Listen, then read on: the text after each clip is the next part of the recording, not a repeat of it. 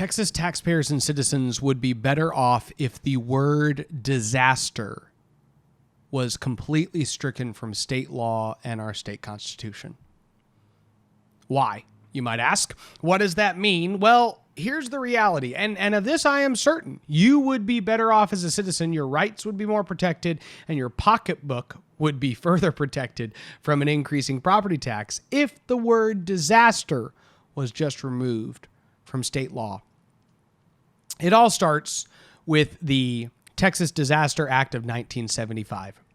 And this was passed into law in the wake of 2 hurricanes that happened in Texas. And the idea was that the legislature realized that the 1875 Constitution that was drafted gave the executive, the governor, the authority to call a special session whenever he needed to adjust any laws of any kind, but that they did not foresee, the founders of that initial Constitution, didn't foresee these things like a hurricane that would hit, that would have a very clear end in sight and would need a very short-term fix. And that short-term fix might take a little less involvement than would justify the entire legislature coming back in to make a tweak or an order. Might even be done with not enough time, where the executive would have to act immediately within a 24-hour period. And so they passed the Texas Disaster Act of 1975, giving the governor the authority to declare these times of disaster for 30 days. Well, our governor has decided that Texas is going to be in a perpetual state of disaster. He really flirted with the idea back when he tried to use a hurricane to extend the plumber's license for 2 years. And that was the first time that Texans got a peek into the window of the mind of our governor, who's willing to really stretch or bend whatever he needs to do to keep from having the legislature more involved and therefore putting the pressure on him to do one thing or the other, to take a side based on what the legislature says. Instead, he can just write exactly what he wants, do what he thinks keeps everybody happy, and no one's the wiser. So our governor has decided to take this little thing called the Texas Disaster Act of 1975 and use it to provide him unilateral power and say that Texas is in a perpetual state of disaster and he will unilaterally rule over all Texans with whatever he wants. It's why he said you will be mandated to wear a mask upon the fine and potential jailing if you refuse to pay that fine. And you will do that until there is a vaccine available, is more or less what he has said. Or a complete cure, and I don't know how he's going to define that. So that takes us now to Senate Bill 2, which was the property tax reform that was passed into law by the Republican legislature. In fact, it's the thing that Republicans are most proud of this session, having finally passed property tax reform, which gives you a couple things. It gives you more transparency in not only your property tax bill, but also on the dates that each of your local governments will set your tax rate. And then it gives you a say if your taxes are going to go over 4%. So if your property tax bill goes over 4%, this triggers an election, and now you have to vote on it, which of course is essentially a cap, because the reality is most city councilmen and local government officials don't want you to have to go to the ballot box, and they also don't want you to vote down their property tax increase that they voted for you. So they will, at that point, just back off and use that as an arbitrary cap and keep government spending below that.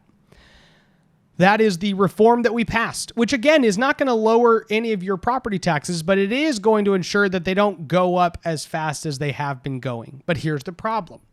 The Republican legislature put into this bill a couple sections regarding a disaster.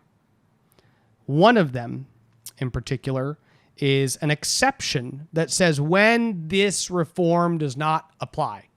So this cap that applies to all of the larger cities, if you're in rural cities, they're not included. In fact, many of the rural state representatives voted to have their own cities excluded from this process.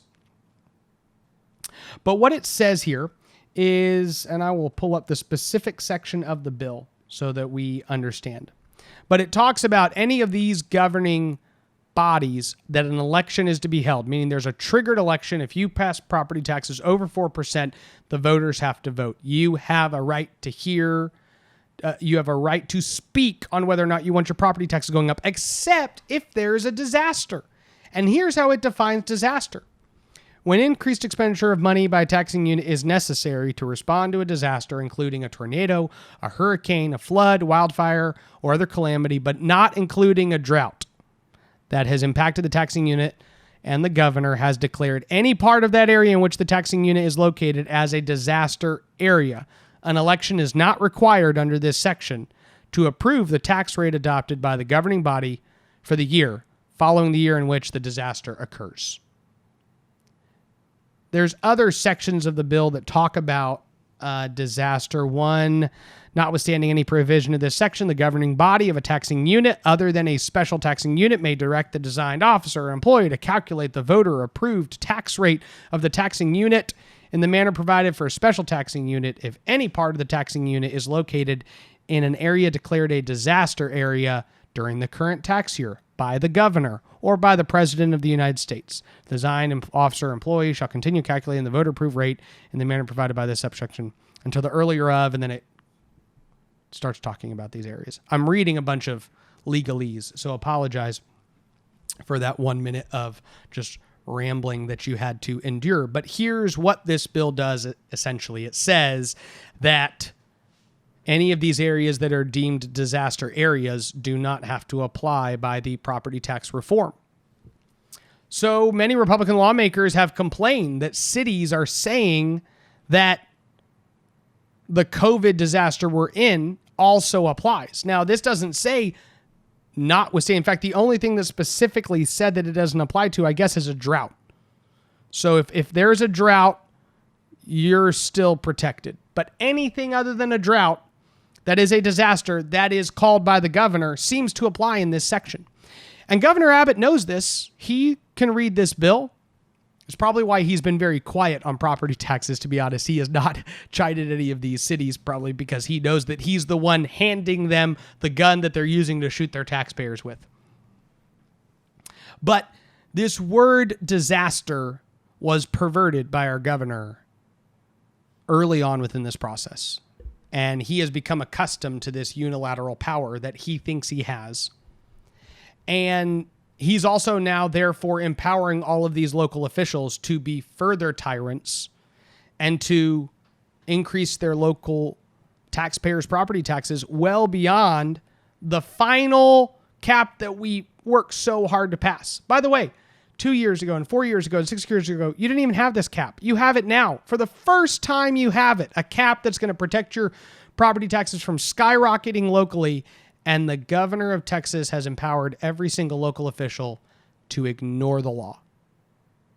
He is saying the word disaster gives him unilateral authority. And then Democrats have subsequently decided that that same word disaster gives them the ability to raise your taxes.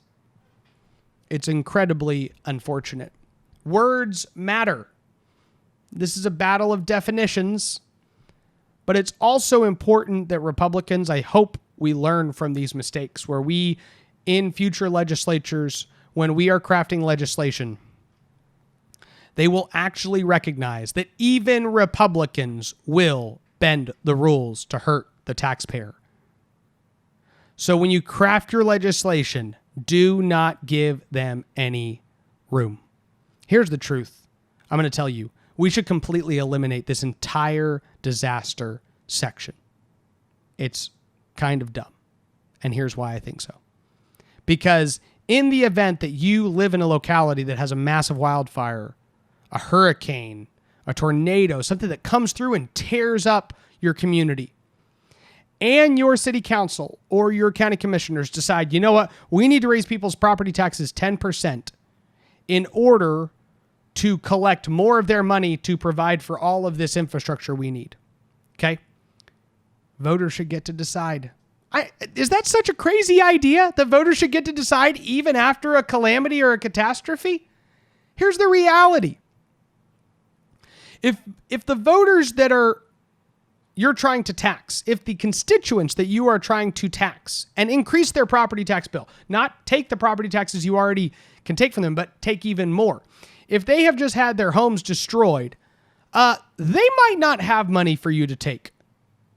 And secondarily, if they have the ability to do so, don't you think that individual citizens, when given the opportunity to say, hey, we've lost entire buildings, massive infrastructure problems that the city and the county has to repair. And this is, of course, not expected as part of our budget. So we need to increase your taxes so that we can provide all of these general utilities that are going to get used by our city or our county. Don't you think the taxpayer at that point would say, that makes sense?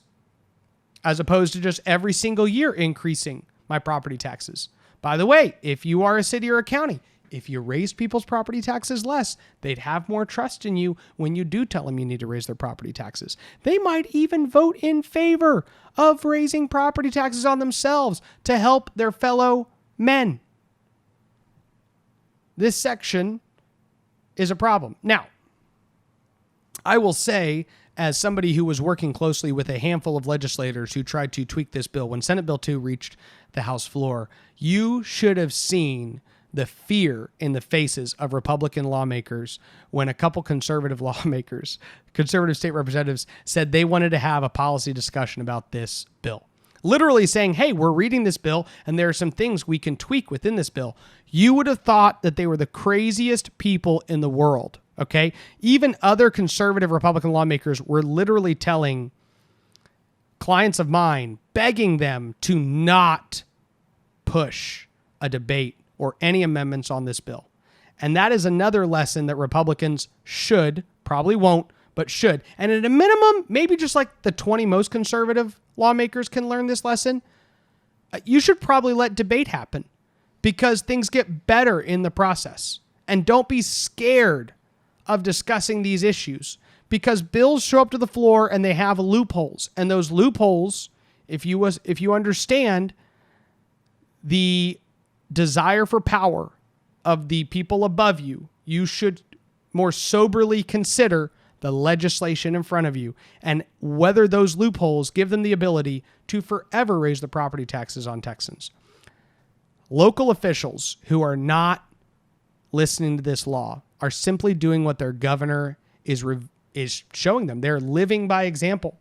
Okay, they're walking in the path that's already been set for them by the governor of Texas. Use the word disaster to take all the power for yourself.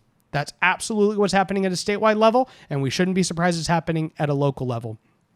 There's the scene in Remember the Titans that I talk about on this podcast a decent amount, but it's the scene where you have the black player, and he's not taking this stuff very seriously. He's a linebacker, and the captain of the team is telling him, hey, you need to shape up. You need to have a better attitude. And he says, nah, nobody cares. I'm just going to look out for me and my own.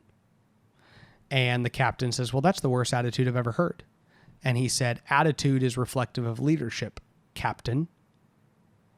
And so the captain kind of reflects on his own actions and says, you know what? Maybe I should work to bridge the racial divide on this football team.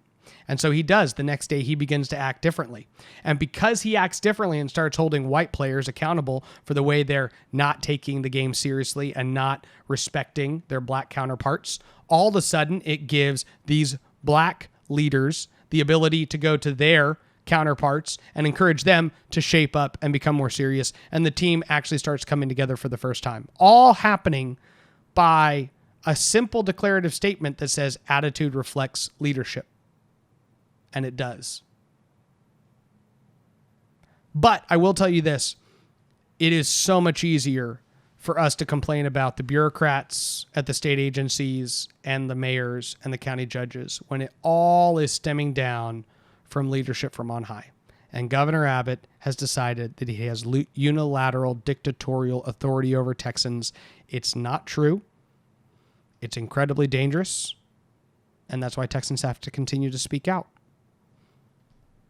That is this week's podcast episode. I hope y'all have a fantastic week. I will come to you soon with more information. I might even cut something in the middle of the week because there's so much going on. I might not come back to you until next Monday, but if so, have a blessed week. God bless you. God bless Texas. Thank you so much for watching this video through in its entirety. If you're somebody who's been following on with the conversations and the commentary that we've been producing here, we're going to ask you to do a couple quick things. Go to lukemacias.com. You can give us your email and sign up. We will email you new content commentary, conversations as we produce it. Also, you can, if you're on Facebook or YouTube, you can like our page, follow our page, or subscribe to our YouTube channel. This will just continue to ensure that when we produce content, it gets to you more easily. Thank you so much for continuing to support the conversations we're producing. God bless you. God bless Texas.